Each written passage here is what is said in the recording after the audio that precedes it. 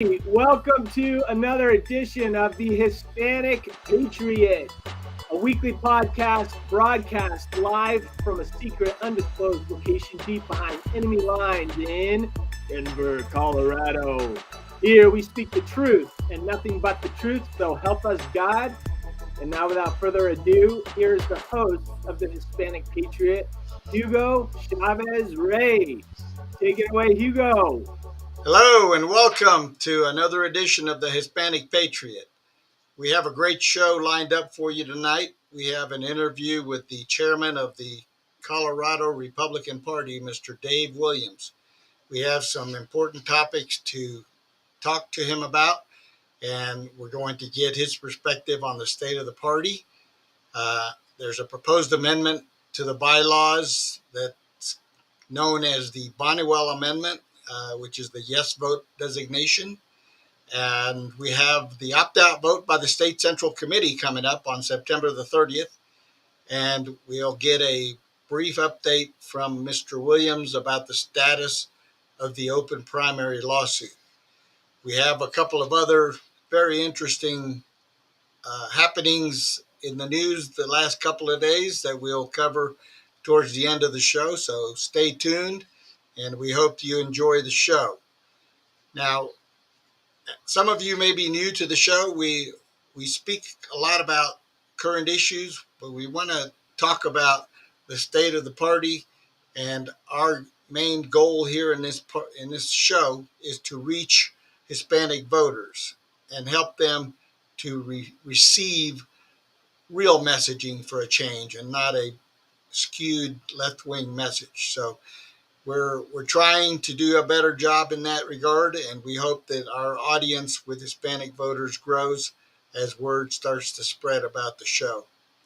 So I think we're almost ready for Mr. Williams. In a minute, we're going to be bringing him on. I am going to read for you his short bio to introduce him. Mr. Dave Williams, he's known as Dave Let's Go Brandon Williams. He is a passionate 35-year-old family man who is strongly pro-life, an outspoken leader to expose election fraud, and a strong supporter of President Donald Trump's conservative policies. As a state representative, Dave has been the leading conservative fighter in the state house against radical Democrats and establishment rhinos. He is 100% pro-life, 100% pro-Second Amendment, and has never voted for a tax or spending increase. He believes corrupt establishment Republicans are also to blame for a lot of the mess in our country. So, without further ado, let's bring in Mr. Dave Williams.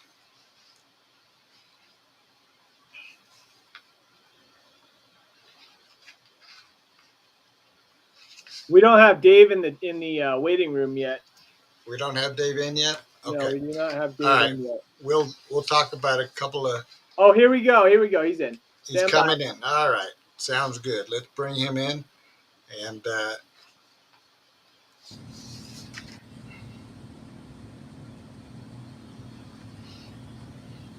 hello, Dave. Can you hear me? I can hear you. Can you hear me?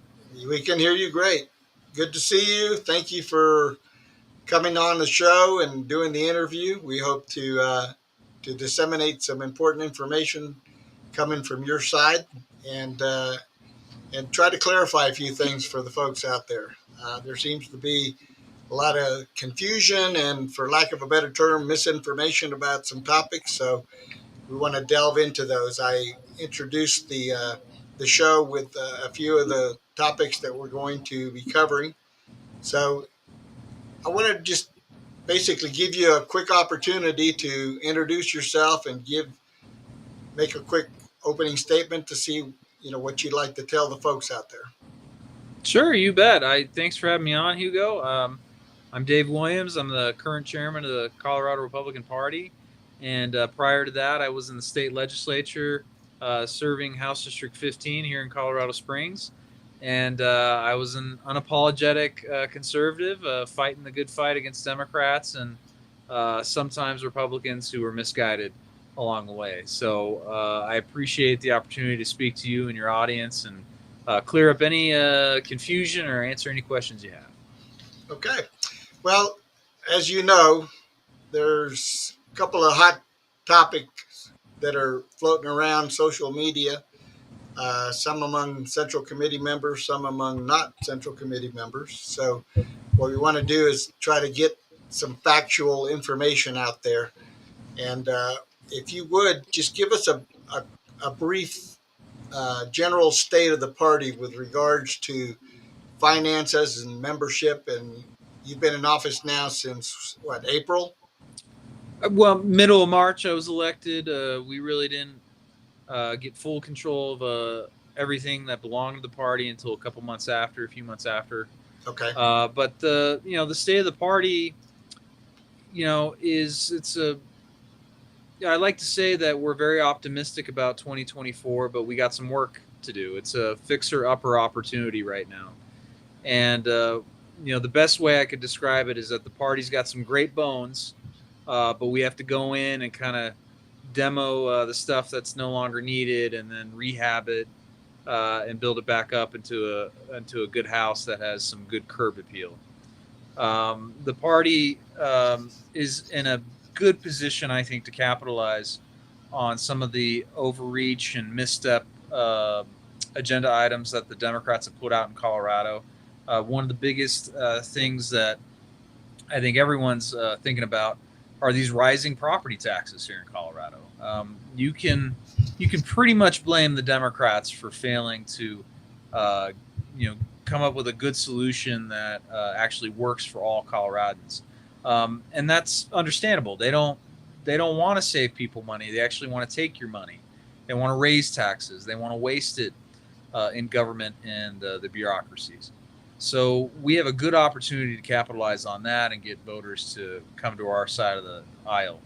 The party is coming out of devastating losses from 2022, and we have to build our apparatus to a point where we're going to be competitive in 2024, and that's really the focus of the entire 2023 year. We're making progress. It's slower than I would have hoped, but our party did inherit a mess. There's no other way to put it. We're untangling a few things that are we're nearly getting around, but I can tell you that the party is different. We're not going to be wasting any donor dollars. We're not going to be spending money on things that don't provide some sort of benefit to our members and ultimately help elect Republicans.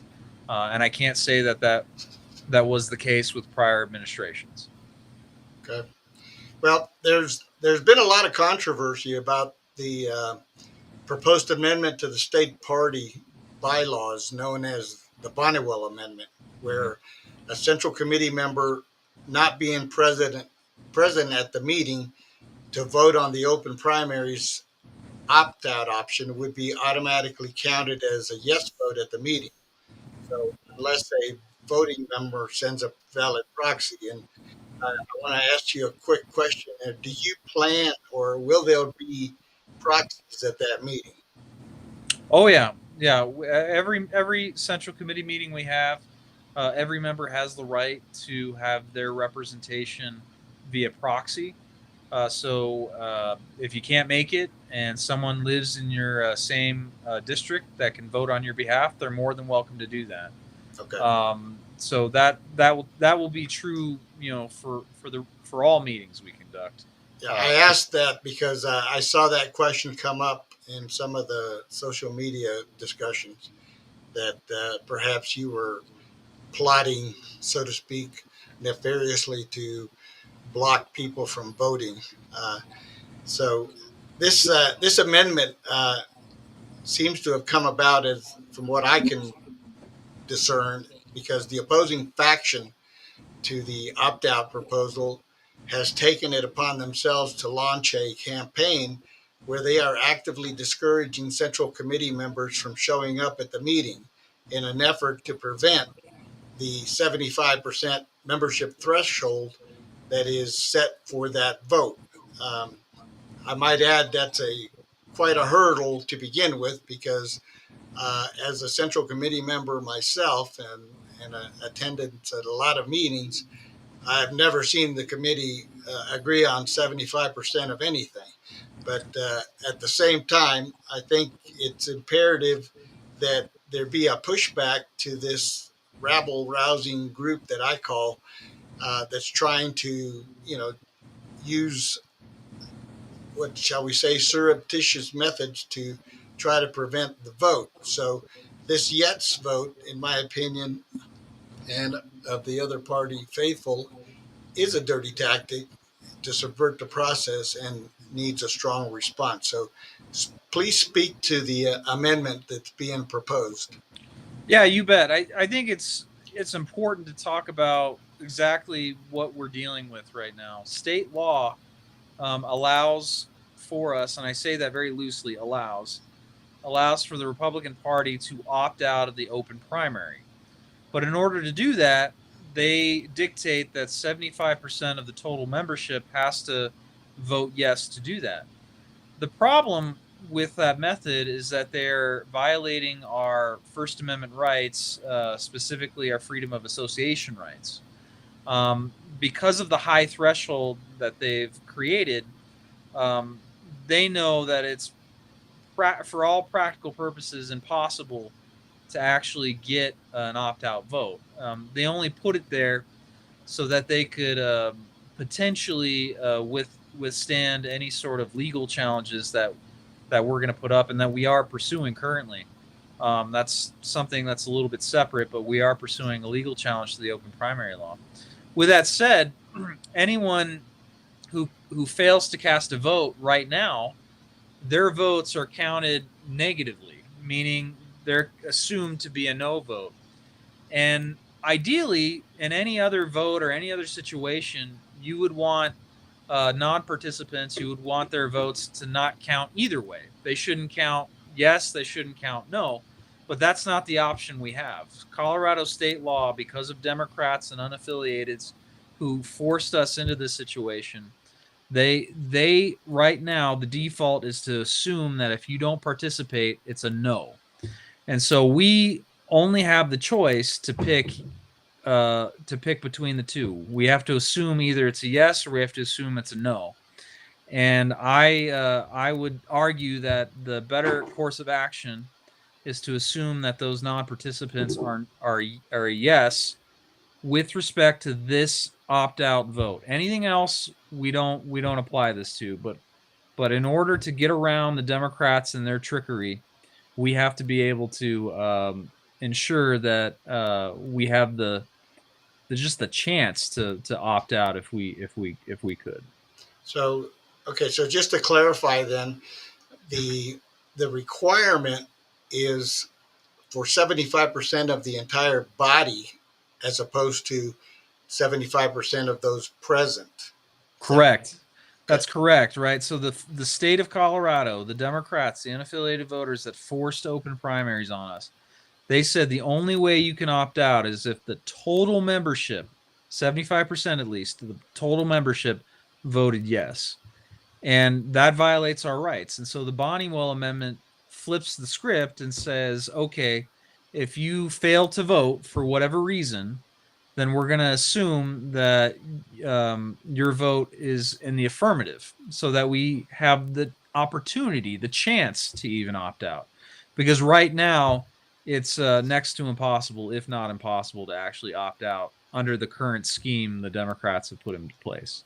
Yeah. And again, it would only apply to this one particular vote, not any other issue that comes before the assembly. Correct. No other instance would this apply, and that makes sense because in every other instance, if you fail to vote, it's not counted against the results. It's an abstention, and that's how we would prefer it be. But unfortunately, we're forced to either pick yes or no on non-participants. Okay. So you've already answered the question about the proxies. So one other thing that I think needs some clarification is about the opt-out vote itself. It's a one-time thing or a permanent solution. It's a one time thing every election cycle. So every 2 years, every off year, in fact, the party has to come together and we have to vote on whether or not we want to opt out of the open primary. So if for some reason we don't opt out this go around, we'll always have the option to do it in 2026, and vice versa. If we do opt out for 2024, but for whatever reason we didn't like it, we can always revert back to what we currently have for the next cycle. I think the thing for your audience and for others to understand is that we've been doing it, the same way for a long time, for several cycles, and the results have been getting worse and worse for Republicans. For whatever reason, when Republicans have to deal with open primaries, their candidates tend to do worse, and the numbers are certainly bearing that out. And ultimately, my message to everyone here is, what do you got to lose? The establishment wing of our party that controlled our party last cycle, they got everything they wanted. They had the perfect candidates, quote unquote, and they all got their asses handed to them.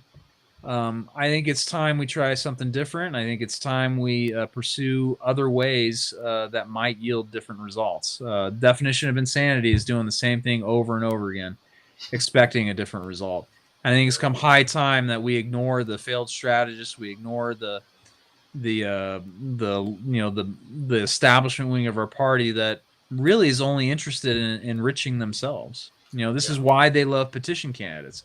This is why they love trying to convince candidates to don't listen to anyone else but listen to them, so that they can enrich themselves, line their pockets, and they don't care if they win or lose so long as they get their paycheck. All right, so that's a good segue into the other part of this process. Let's assume the opt-out vote is successful. Then what is the state prepared to do with regards to the primary so that Republicans, registered Republicans, are not disenfranchised? Well, first and foremost, it is of our opinion that no Republican is going to be disenfranchised if we opt out. We still have the caucus, we still have the assembly process, and every Republican, has an opportunity, has a chance to participate within that process and have a say on who our nominees will be through that method. With that said, there are alternative plans that are being worked up right now that would ensure that any Republican on the back end who wants to vote on candidates are going to be able to do so, regardless if they participated in the caucus or not. So you don't have to become a delegate in order to vote, or you don't have to become a delegate at caucus in order to vote for these choices. Should there be multiple choices, there very well could be only one candidate, depending on the situation or the specific race. But if there is a contested race and people want to vote, we're going to give them an option to vote. Okay. So one of the arguments that you often hear is we're going to disenfranchise the independent voters, and to which I often reply, who selected or who made the decision to become an independent? They unaffiliated from both parties, and now they want a say in one or both parties. And to me, that's kind of, convoluted to a sense. It's like, I'm going to go home because I don't like the way things are being done. But if you're going to make any good decisions or any special decisions, I want to say in it. So they want their cake and eat it too. And what people don't understand is that a political party is a private organization. It is not a public organization. Some people think it is, that it's a public organization. It's not. It's a private club. It's no different than a country club or the Boy Scouts or any other organization that requires membership. And in order to have a say in that organization, you have to have the ability to be a member in order to participate in any decision making. So that's what I'm hearing a lot is we're going to disenfranchise the independents and they're going to retaliate by voting for the Democrat in the general election. And to me, that's just the argument doesn't hold water because if an independent is leaning one way or the other, and they either vote Democrat or they vote Republican, they're predisposed to do that already. They're either lean conservative or they lean liberal. And and so just because they didn't get the vote in a primary isn't going to make them all of a sudden become a, say if it's a conservative, they're not going to go vote for a Democrat just because they didn't get the vote in the primary. That doesn't make any sense to me. And to be honest, I haven't seen any evidence to support such an argument anyway. So it wasn't that way when we had our own primaries before. Independents voted in the general election the way they decided to vote. They Right. didn't. This argument's silly, especially when you know that we used to have a closed primary election. We've always had to win over unaffiliateds in order to win. That's by definition. If we're going to win, we have to build coalitions and appeal to not only Republicans but also non-Republicans. Um, I think really what people should understand, at least with respect to the principle that you laid out earlier, is that if you want to choose a Republican, then join the party. You wouldn't have the Raiders picking the Broncos quarterback. I mean, that's not how it works. It's not how it should work. And for the government to force our political organization, which is a private organization, for them to force us to have our rights, be violated, is beyond the pale. I think if we're going to succeed, we need to get back to basics. We need to get back to where we are electing strong Republican candidates who adhere to our general principles and have the ability to expand their appeal to non-voters, but only after they've solidified the base. You can't win an election in Colorado without the base. Everyone likes to focus on the swing voters, and that's true. You got to win swing voters over. But just ask Joe O'Dea how well he's doing when he gave the middle finger to the base. He did. He said he would codify Roe versus Wade if he got elected. He went after Donald Trump. I understand why he did it. He wanted to appeal to the swing voter, but he did it at the expense of his base, and his base sat home. They stayed home. They didn't want to help him. So if we're going to win, we have to be able to first make sure that we have Republicans who are backing us 100%, and then we can talk about the issues that are going to gain us support amongst unaffiliated voters. And I want something that's near and dear to my heart, and that is the Hispanic voter. Mm-hmm. And I am of the opinion that the Hispanic voter is far more important than the independent voter, if not equally so, because the statistics I've seen throughout the years, and I've been shouting this from the rooftops since the early 2000s here in this state, is that the Hispanic voters are not participating 100%. The numbers I've seen is that we have a little over 600,000 plus Hispanic voters who are eligible to vote in this state, and less than half of them are either registered or are voting. So that tells me we have a block out there of about roughly 300,000 voters who are not being attended to. They're not being recruited. They're not being messaged to. And that means that's a big block of voters.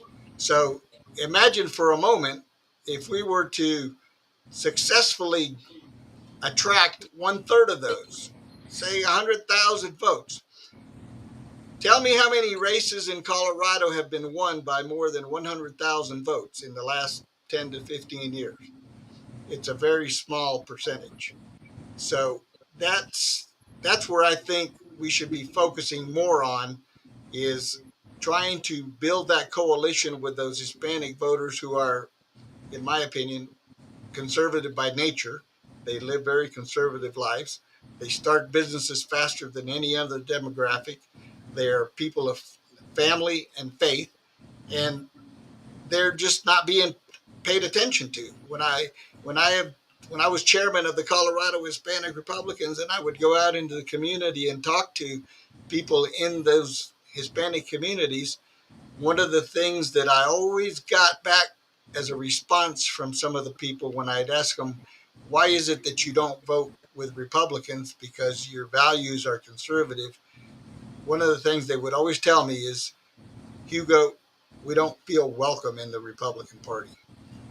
And that's a shame on us, because we should be able to message to them. We should be able to invite them. We should be able to welcome them. So I just say that to those who think that independents are the all be all to get all. That's not the case. We need to go out there and attract Hispanic voters who already are aligned with our values. And with a little bit of effort, I believe we can bring them to the table. Yeah, I think the other, just to put a finer point on it, you're certainly seeing this nationally. Um, Republicans are seeing an increase in support amongst the Hispanic population, and in large part due to the great efforts of Donald Trump. Correct. We need to, keep on the gas and make sure that we're doing everything we can to welcome them into our party and give them a good, solution to the problems they face. I think you articulated it very well. They have more in common with us than they do Democrats, and we just need to help them realize that. Yeah. All right. So 2 years ago, I'm going to delve into the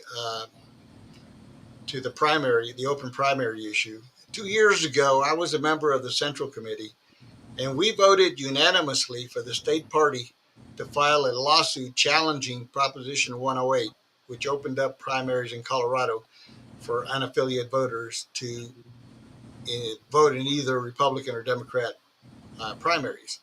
So in effect, we were giving them a voice in the very parties they chose to abandon, as I mentioned earlier. And in the selection of those candidates for which we're responsible, there are candidates. They're not the Democrats' candidates. They're not the independents' candidates. So we should be able to choose those people. But the state party leadership ignored the directive of the Central Committee. Without getting into too much detail, that should have been an impeachable offense for the chairman, because she should have been removed for refusing to do what the Central Committee instructed her to do. The chair is beholden to the Central Committee, and she failed to do it and proposed a number of excuses, as I kept asking her month after month, when are we filing the lawsuit? And she kept deferring to Chris Murray and the FEC, and just excuse after excuse. And now I recently found out, and maybe you can corroborate this, that the FEC had indeed replied to Chris Murray and told him there was no problem in filing and moving forward with the lawsuit against this open primary proposition. So do you know that to be true? Right. Well, there's a lot to unpack with what happened. 2 years ago, we did vote, and I was a member then, like I am now, and yeah, it was. If it wasn't unanimous, it was near unanimous. The Central Committee wanted to sue the open primary law and get us back to a closed primary system, and I, for the life of me, can't tell you exactly why. It's taken 2+ years to get this off the ground. Other than that, it just was never made a priority. I do know that a letter was initially sent to the FEC requesting an advisory opinion from them. There does appear to have been some sort of snafu where our request got lost in the cracks a little bit. Supposedly, when that was discovered by our past leadership team and legal counsel, they resubmitted the request, and we got the favorable recommendation on on proceeding with our lawsuit from them probably around, I want to say, May. So right when I was starting out as chair. So, you know, why did it take that long? Well, part of it could be Washington incompetence, but a big part of it is the prior administration did not make it a priority. Ultimately, because I don't think they wanted to pursue it.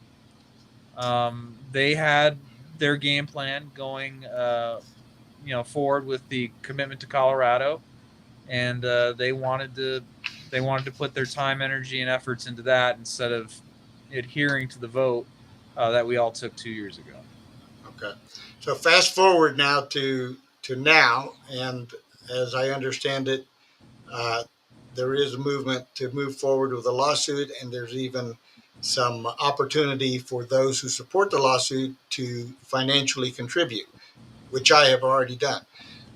So I want people to understand that these funds that they contribute are not for general use of the party. They're specifically earmarked for the lawsuit itself. Is that correct?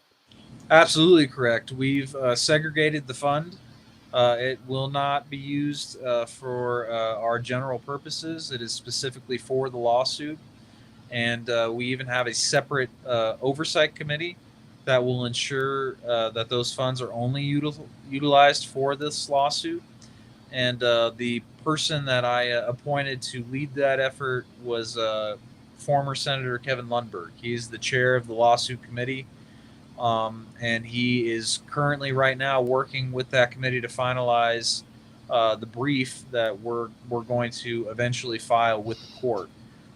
Right now, we're in this fundraising phase where we're trying to get some startup capital into our coffers. But once we pull the trigger, uh, we should be off to the races, and we should hopefully find some success on this front as we move forward. Because it is, I think, the case law is on our side.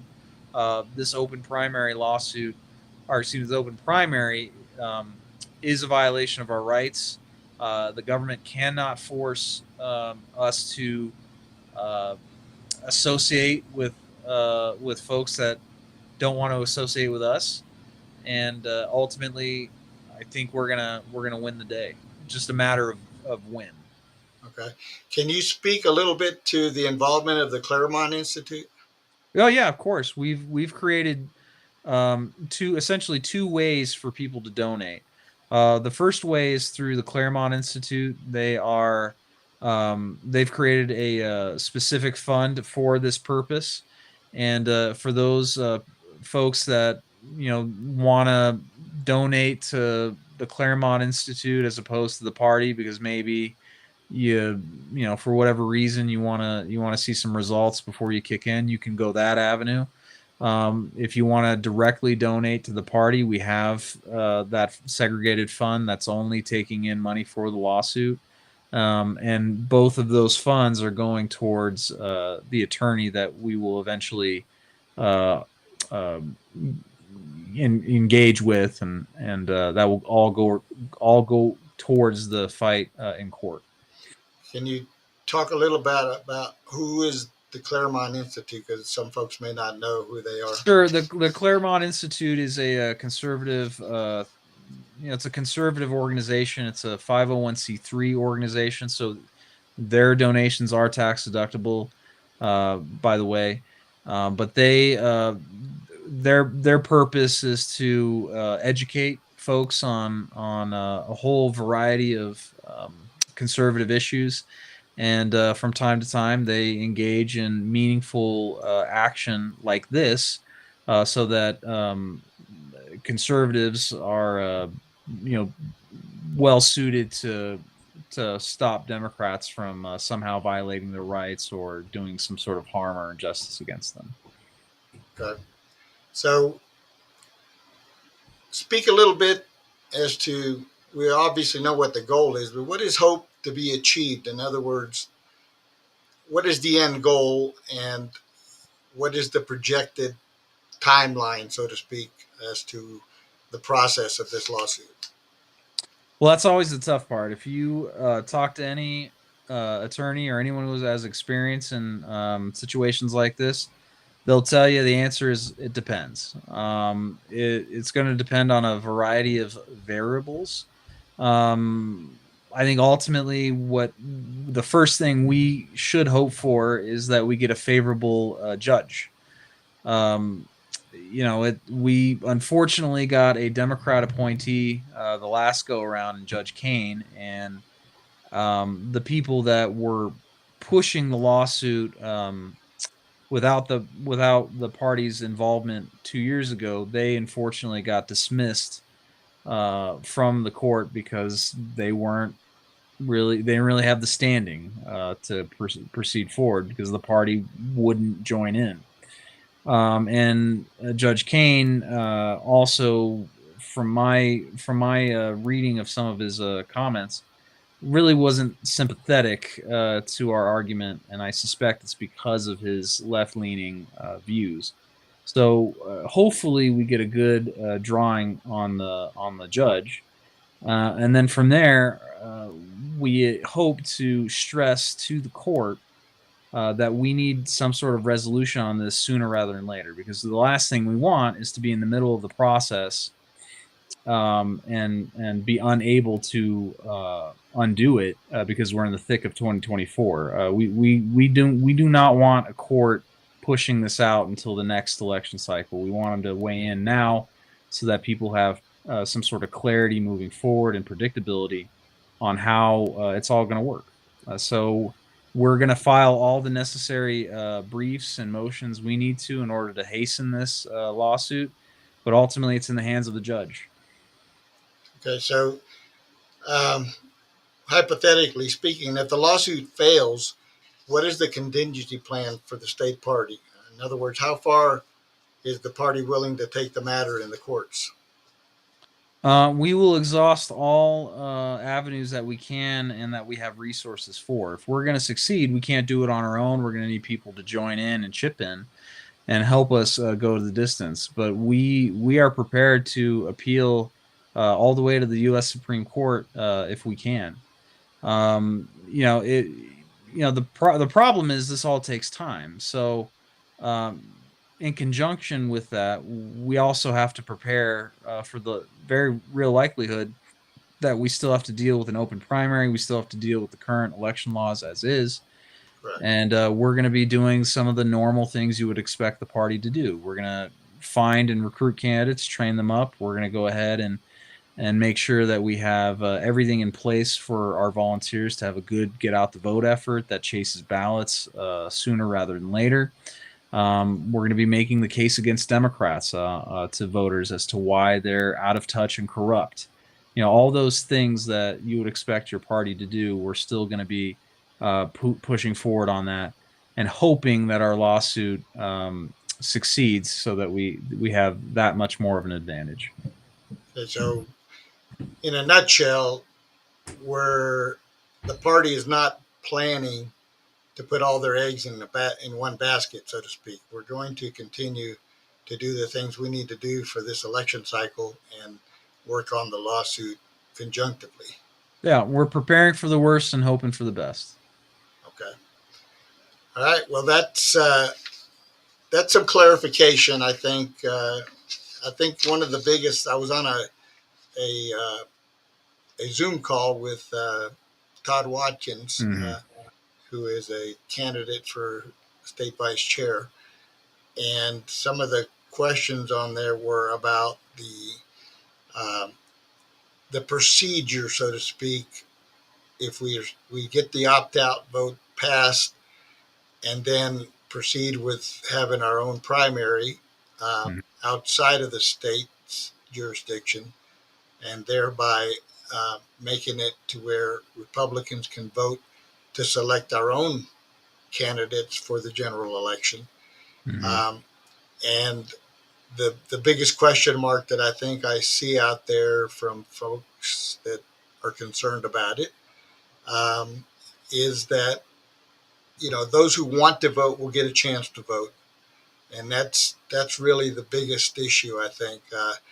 But one of my comments to that was that if you know a lot about turnouts in primaries, they're historically low attended regardless. So I think if we have a mechanism by where Republicans who are registered are given the opportunity and they don't vote, then that's on them. But if they have the opportunity, at least we've covered that base, and we make sure that that everyone has that opportunity. Right, and that's what is going to be offered, and we're going to have the opt-out vote in September. But even before we have the opt-out vote on that meeting in September, we're also going to have a vote prior to that, same day, but prior to that vote, on what plan the Central Committee would like to implement should we opt out. We're going to present the Central Committee with 2 to 3 options where they can decide. If we were to ever hypothetically opt out, would you like to do option A, option B, and whatever other alternative there may be? And if you want to do that, then this is the plan that we'll have in place if you vote to opt out. One plan is to simply keep the caucus and assembly process as is. Right now, you can go to caucus, become a delegate, represent your precinct, because that's the Republican form of government we have. Represent your precinct and the community to the higher assemblies, and then pick the candidates accordingly. If that's something that the Central Committee wants, we can keep that. The other option is to create a sort of a runoff system after the assembly, where a wider voting population of Republicans who want to vote can come and cast their ballot for their preferred candidate. We are going to present the Central Committee with that option as well, and we'll make sure that we have a detailed plan for people to review as they decide ultimately what they want to do. But our goal is to ensure that everyone has the opportunity, not the same outcome, but the same opportunity to vote. If you choose not to vote, that's on you, and we'll do everything we can to make sure that you have that opportunity. Okay. Well, I think that's pretty much all I had to cover. Hugo, you mind if I got a quick impromptu question, if you don't mind? Go ahead. Take a minute or two. Dave, super nice to meet you, man. Sure. Appreciate you coming on. I got a word for you. Your name's Dave. I feel like, you got a Davidic anointing on you. King David from the Bible, the same anointing George Washington had. You got the Lord with you, so go slay some giants. I appreciate it. You're on the winning team. My question I saw here real quick, something I think is on a lot of people in the Republican Party side. You're a staunch fighter of election fraud, which that's a big hot topic in the news right now, and what's coming up with 2024. Is there any way you could give the Republican voters in Colorado, like what kind of safeguards are we doing aside from what you guys were talking about, but specifically to fraud? What how can we, do you think 2024 is going to be a lot different in that regard? Are we prepared for next year on the election fraud front? I mean, we're getting prepared for sure. And I think one big thing that has really helped us out was that lawsuit from Judicial Watch, where they forced the Secretary of State to settle with them to clean the voter rolls up and report back to them. That's going to be very helpful, especially in these key targeted races that are down ballot.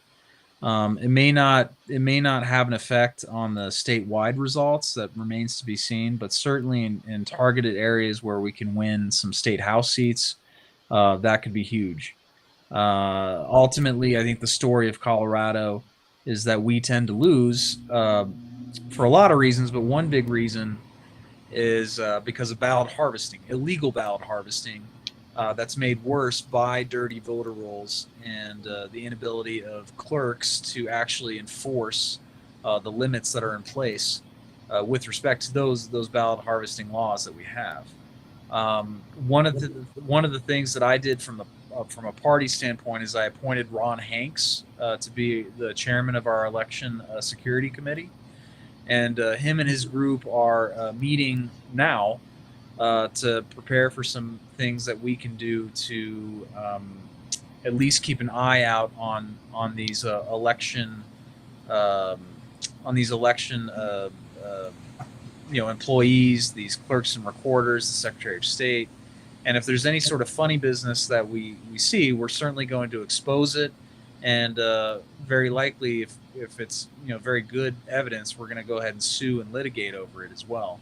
One of the challenges that I have as the party chair is that my ability to prevent any sort of election fraud is limited. I'm really only able to observe, report, expose, educate, and sue.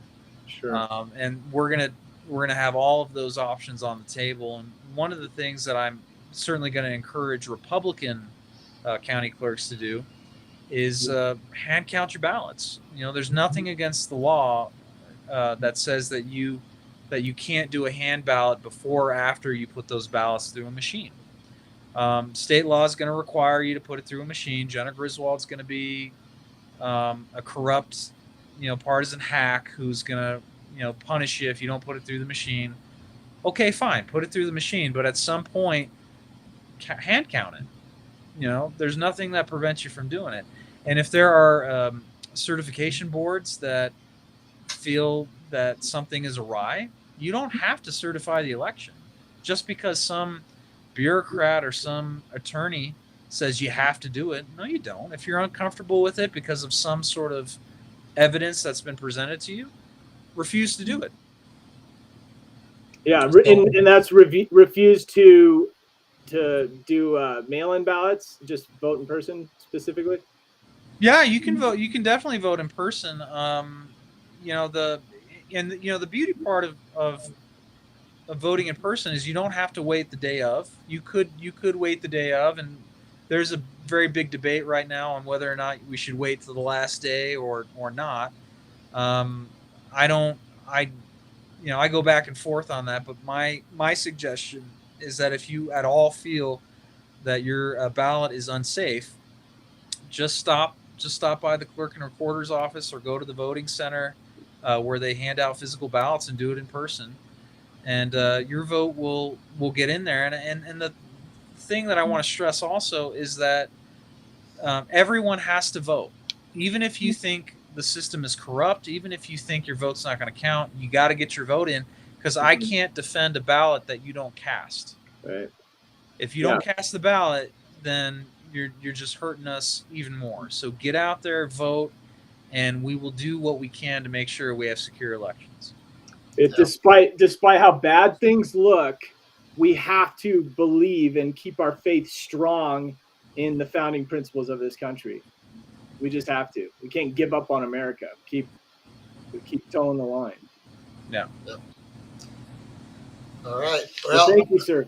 I want to thank you, Dave, for coming on the show. We hope to have you on more as we move along in this election cycle, and it's going to be interesting to see what happens at the next two meetings, and we can report on that. So, thank you for your time and the information, and God bless. You bet. God bless you. Thank you so much, guys. Take care. It's been a privilege. Thanks, Dave. Honor. Yeah. You bet. All right. So there you have it, Mr. Dave Williams, chairman of the Colorado Republican Party. I think we got some good information in there. Hopefully we helped clarify some misconceptions for some of you out there, or not. If we didn't, our website is available for you to chime in. there's a contact form on the website. Make sure that you go on there and give us your feedback. Ask a question. I'll personally respond to you if you take the time to submit a comment or a question on there. So hopefully we can move forward and get some of these votes out of the way, and let's try to fix what we're up against and try to win an election for a change. All So right. we got 10 minutes left, Hugo. We got a few different articles you were talking, you wanted to cover.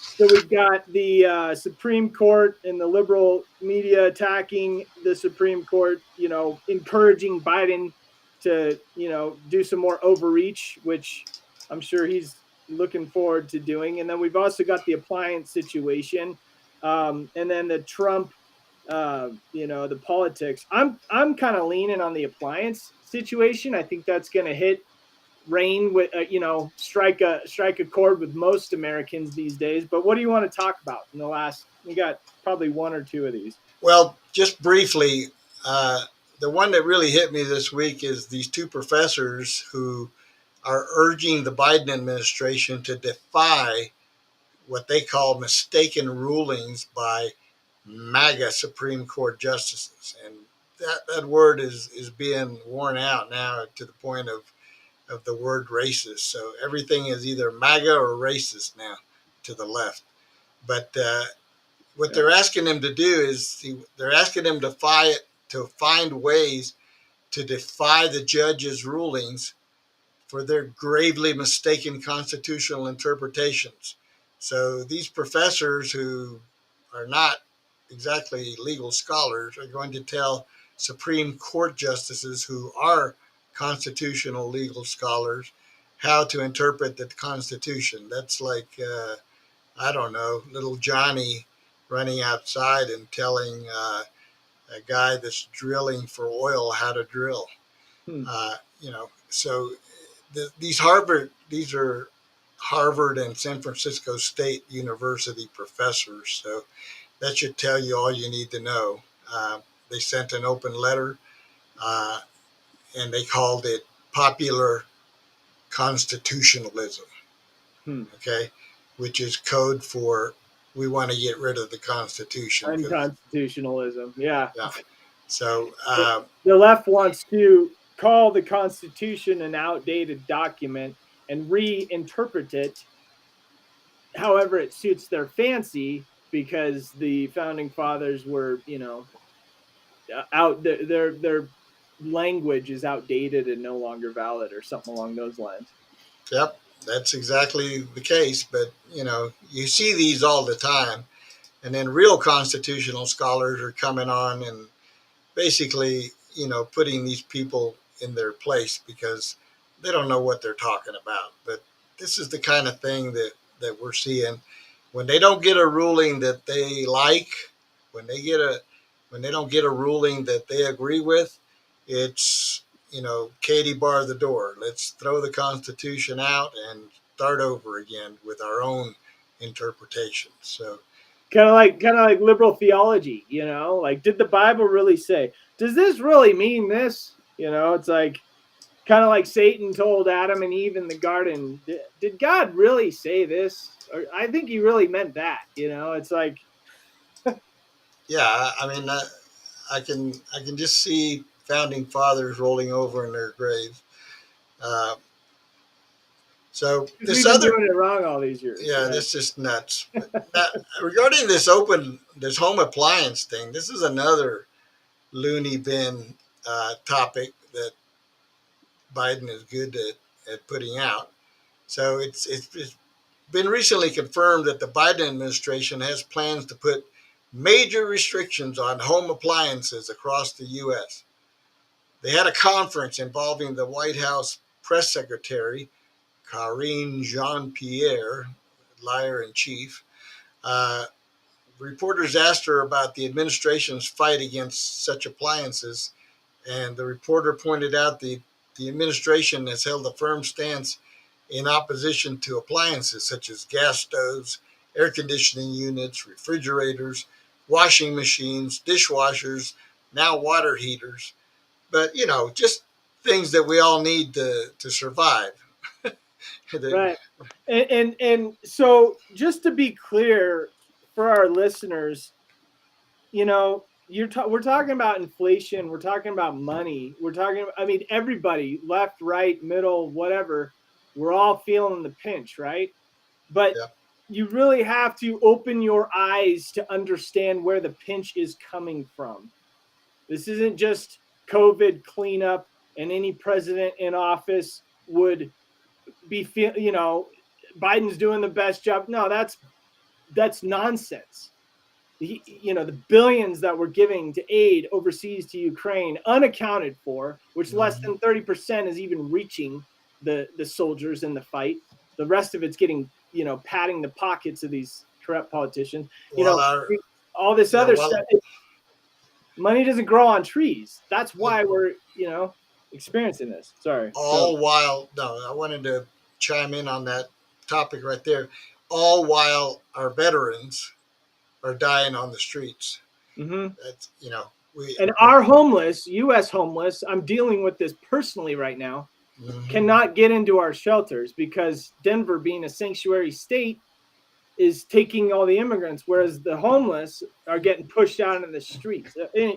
That's a different topic. But coming back to this appliance situation, So what they're saying here is, instead of letting the markets and capitalism run its course, the Biden administration is planning to use their status to enforce nationwide restrictions on the less efficient but less costly home appliances. which would So, affect who? The working class, the yeah, poor. so in order to make this happen, they're hoping to regulate the less efficient and getting rid of all cheaper options. In other words, if you can't afford a top of the line appliance that's so-called energy efficient and has all the bells and whistles, you're going to be forced to buy it anyway.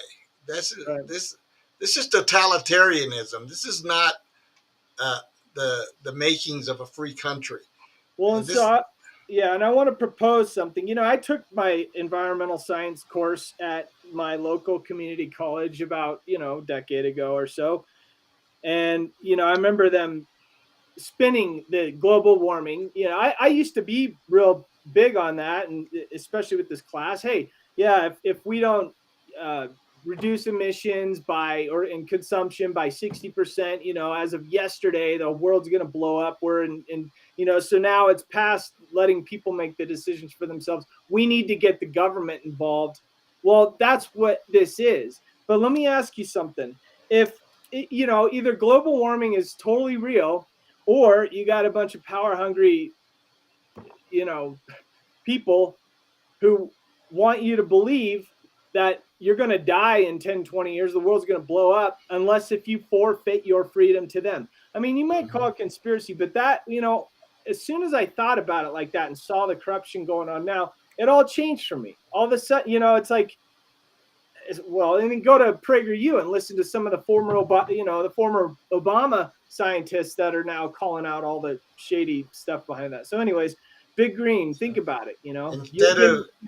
instead of dismantling the military and funding these inhumane agendas in the schools, the government could give the American people that can't afford it the means to afford the more efficient appliances. That would be a better use of the money, but I'm not in favor of that either, because I don't think government has any. Right. They should keep their fingers out of it. But I mean, so, and to clarify, to correct myself, I said Denver is a sanctuary state. Colorado is a sanctuary state.